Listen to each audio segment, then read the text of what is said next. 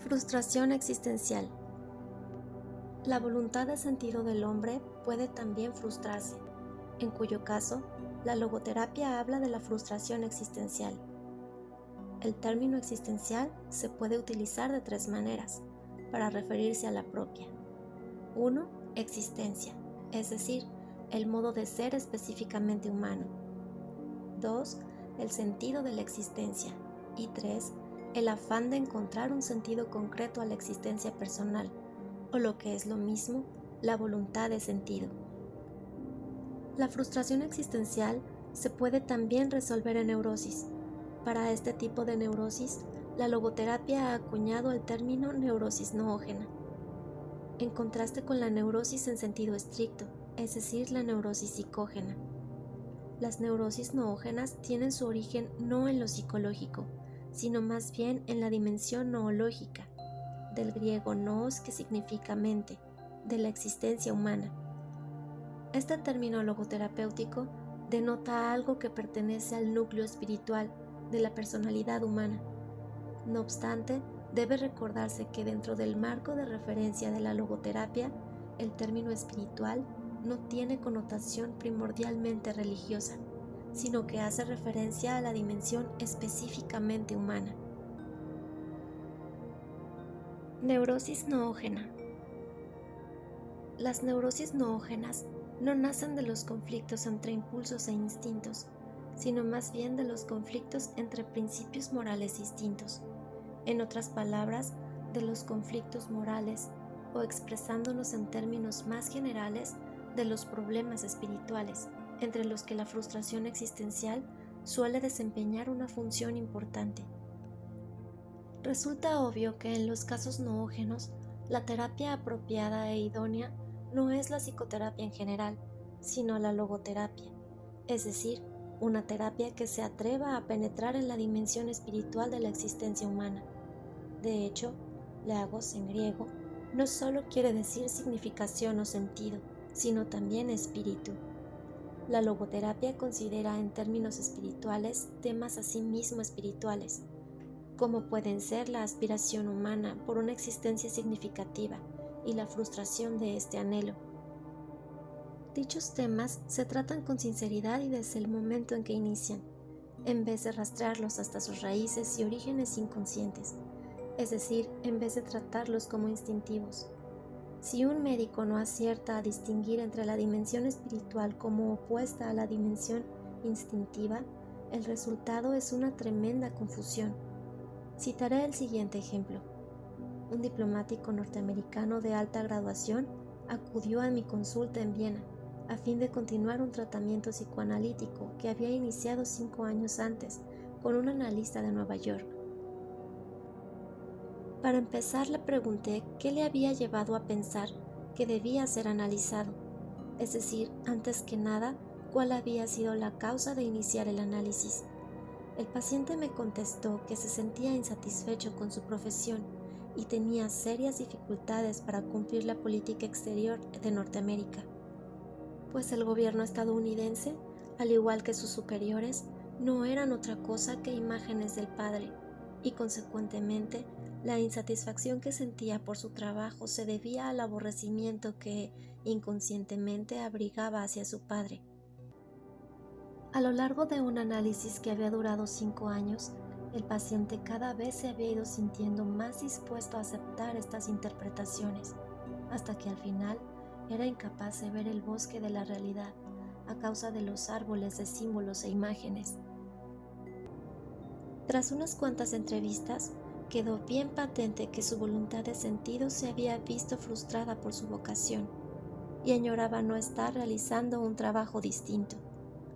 Como no había ninguna razón para no abandonar su empleo y dedicarse a otra cosa, así lo hizo, y con resultados muy gratificantes. Según me ha informado, recientemente lleva ya 5 años en su nueva profesión y está contento. Dudo mucho que en este caso yo tratara con una personalidad neurótica, ni mucho menos, y por ello dudo de que necesitara ningún tipo de psicoterapia, ni tampoco de logoterapia, por la sencilla razón de que ni siquiera era un paciente. pues no todos los conflictos son necesariamente neuróticos, y a veces es normal y saludable cierta dosis de conflictividad. Análogamente, el sufrimiento no es siempre un fenómeno patológico. Más que un síntoma neurótico, el sufrimiento puede muy bien ser un logro humano, sobre todo cuando nace de la frustración existencial. Yo niego categóricamente que la búsqueda de un sentido para la propia existencia o incluso la duda de que exista proceda siempre de una enfermedad o sea resultado de ella. La frustración existencial no es en sí misma ni patológica ni patógena.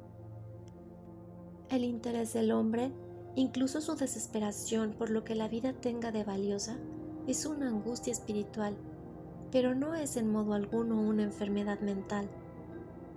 Muy bien pudiera acaecer que al interpretar la primera como si fuera la segunda, el especialista se vea inducido a enterrar la desesperación existencial de su paciente bajo un cúmulo de drogas tranquilizantes. Su deber consiste, en cambio, en conducir a ese paciente a través de su crisis existencial de crecimiento y desarrollo. La logoterapia considera que es su cometido ayudar al paciente a encontrar el sentido de su vida. En cuanto a la logoterapia le hace consciente del logos oculto de su existencia, es un proceso analítico. Hasta aquí la logoterapia se parece al psicoanálisis. Ahora bien, la pretensión de la logoterapia de conseguir que algo vuelva otra vez a la conciencia no limita su actividad a los hechos instintivos que están en el inconsciente del individuo, sino que también le hace ocuparse de realidades espirituales, tales como el sentido potencial de la existencia que ha de cumplirse, así como de su voluntad de sentido. Sin embargo, todo análisis, aun en el caso de que no comprenda la dimensión noológica o espiritual en su proceso terapéutico, trata de hacer al paciente consciente de lo que anhela en lo más profundo de su ser. La logoterapia difiere del psicoanálisis en cuanto considera al hombre como un ser cuyo principal interés consiste en cumplir un sentido y realizar sus principios morales, y no en la mera gratificación y satisfacción de sus impulsos e instintos, ni en poco más que la conciliación de las conflictivas exigencias del ello, del yo y del superyo, o en la simple adaptación y ajuste a la sociedad y al entorno. Noodinámica. Cierto que la búsqueda humana de ese sentido y de esos principios puede nacer de una tensión interna y no de un equilibrio interno. Ahora bien, precisamente esta tensión es un requisito indispensable de la salud mental, y yo me atrevería a decir que no hay nada en el mundo capaz de ayudarnos a sobrevivir, aun en las peores condiciones, como el hecho de saber que la vida tiene un sentido. Hay mucha sabiduría en Nietzsche cuando dice: quien tiene un porqué para vivir puede soportar casi cualquier cómo. Yo veo en estas palabras un motor que es válido para cualquier psicoterapia. Los campos de concentración nazis fueron testigos, y ello fue confirmado más tarde por los psiquiatras norteamericanos, tanto en Japón como en Corea, de que los más aptos para la supervivencia eran aquellos que sabían que les esperaba una tarea por realizar. En cuanto a mí, cuando fui internado en el campo de Auschwitz, me confiscaron un manuscrito listo para su publicación. No cabe duda de que mi profundo interés por volver a escribir el libro me ayudó a superar los rigores de aquel campo. Por ejemplo, cuando caí enfermo de tifus, anoté en míseras tiras de papel muchos apuntes, con la idea de que me sirvieran para redactar de nuevo el manuscrito si sobrevivía hasta el día de la liberación. Estoy convencido de que la reconstrucción de aquel trabajo que perdí en los siniestros barracones de un campo de concentración bávaro me ayudó a vencer el peligro del colapso. Puede verse, pues, que la salud se basa en un cierto grado de tensión, la tensión existente entre lo que ya se ha logrado y lo que todavía no se ha conseguido, o el vacío entre lo que se es y lo que se debería ser. Esta tensión es inherente al ser humano y por consiguiente es indispensable al bienestar mental. No debemos pues dudar en desafiar al hombre a que cumpla su sentido potencial. Solo de este modo despertamos del estado de latencia su voluntad de significación. Considero un concepto falso y peligroso para la higiene mental dar por supuesto que lo que el hombre necesita ante todo es equilibrio, o como se denomina en biología, homeostasis, es decir, un estado sin tensiones. Lo que el hombre realmente necesita no es vivir sin tensiones, sino esforzarse y luchar por una meta que le merezca la pena. Lo que precisa no es eliminar la tensión a toda costa, sino sentir la llamada de un sentido potencial que está esperando a que él lo cumpla. Lo que el hombre necesita no es la homeostasis, sino lo que yo llamo la noodinámica, es decir, la dinámica espiritual dentro de un campo de tensión bipolar, en el cual un polo viene representado por el significado que debe cumplirse y el otro polo por el hombre que debe cumplirlo. Y no debe pensarse que esto es cierto solo para las condiciones normales. Su validez es aún más patente en el caso de individuos neuróticos. Cuando los arquitectos quieren apuntalar un arco que se hunde, aumentan la carga encima de él para que sus partes se unan así con mayor firmeza. Así también, los terapeutas quieren fortalecer la salud mental de sus pacientes. No deben tener miedo a aumentar dicha carga y orientarles hacia el sentido de sus vidas. Una vez puesta de manifiesto la incidencia beneficiosa que ejerce la orientación significativa, me ocuparé de la influencia nociva que encierra ese sentimiento, del que se quejan hoy muchos pacientes, a saber, el sentimiento de que sus vidas carecen total y definitivamente de un sentido.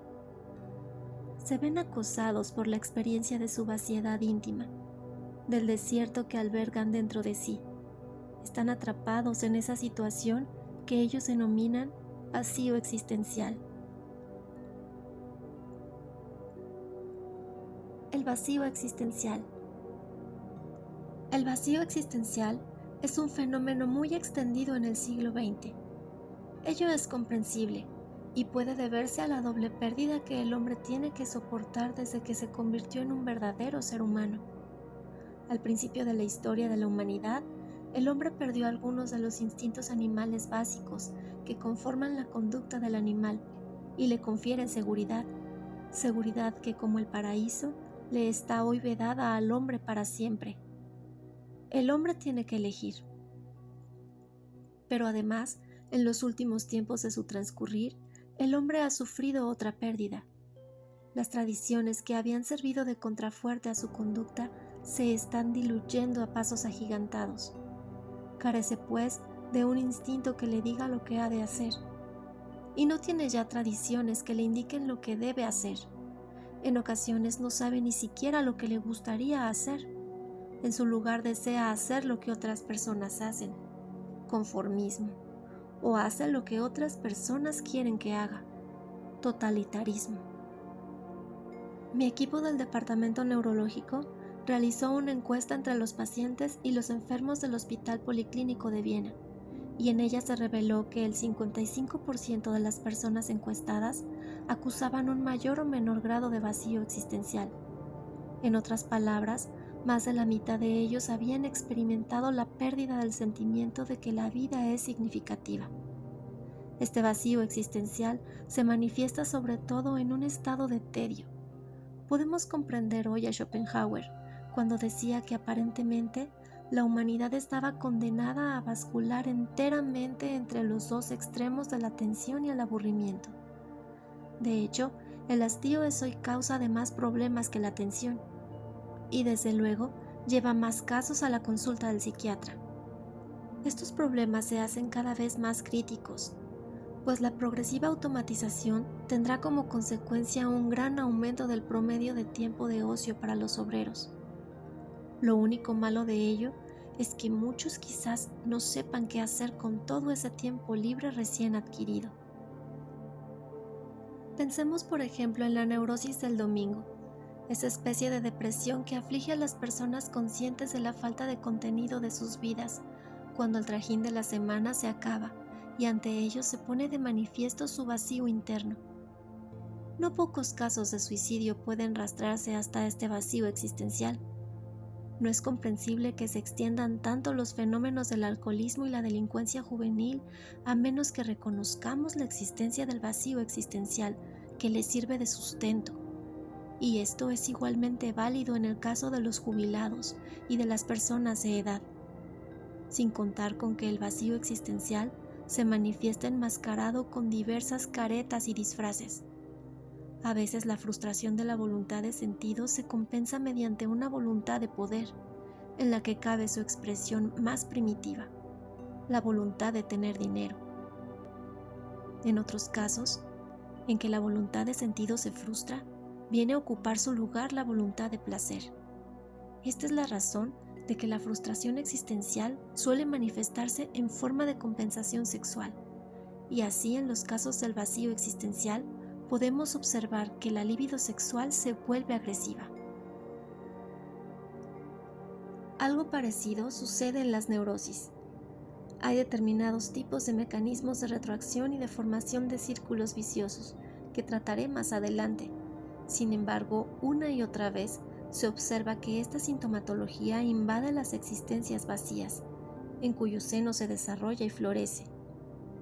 En estos pacientes, el síntoma que tenemos que tratar no es una neurosis noógena. Ahora bien, nunca conseguiremos que el paciente se sobreponga a su condición si no complementamos el tratamiento psicoterapéutico con la logoterapia, ya que al llenar su vacío existencial se previene al paciente de ulteriores recaídas. Así pues, la logoterapia está indicada no solo en los casos noógenos como señalábamos antes, sino también en los casos psicógenos y sobre todo en lo que yo he denominado pseudoneurosis somatógenas. Desde esta perspectiva se justifica la afirmación que un día hiciera Magda B. Arnold. Toda terapia debe ser además logoterapia, aunque sea en un grado mínimo. Consideremos a continuación lo que podemos hacer cuando el paciente pregunta cuál es el sentido de su vida. El sentido de la vida.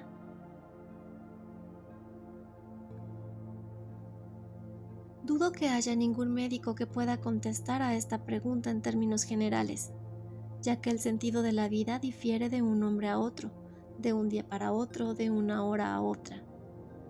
Así pues, lo que importa no es el sentido de la vida en términos generales, sino el significado concreto de la vida de cada individuo en un momento dado. Plantear la cuestión en términos generales puede equipararse a la pregunta que se le hizo a un campeón de ajedrez. Dígame, maestro, ¿cuál es la mejor jugada que puede hacerse? Lo que ocurre es sencillamente que no hay nada que sea la mejor jugada o una buena jugada, si se la considera fuera de la situación especial del juego y de la peculiar personalidad del oponente. No deberíamos buscar un sentido abstracto a la vida, pues cada uno tiene en ella su propia misión que cumplir. Cada uno debe llevar a cabo un cometido concreto. Por tanto, ni puede ser reemplazado en la función, ni su vida puede repetirse. Su tarea es única, como única es su oportunidad para instrumentarla. Como quiera que toda situación vital representa un reto para el hombre y le plantea un problema que solo él debe resolver, la cuestión del significado de la vida puede en realidad invertirse. En última instancia, el hombre no debería inquirir cuál es el sentido de la vida, sino comprender que es él a quien se inquiere. En una palabra, a cada hombre se le pregunta por la vida y únicamente puede responder a la vida respondiendo por su propia vida. Solo siendo responsable puede contestar a la vida. De modo que la logoterapia considera que la esencia íntima de la existencia humana está en su capacidad de ser responsable.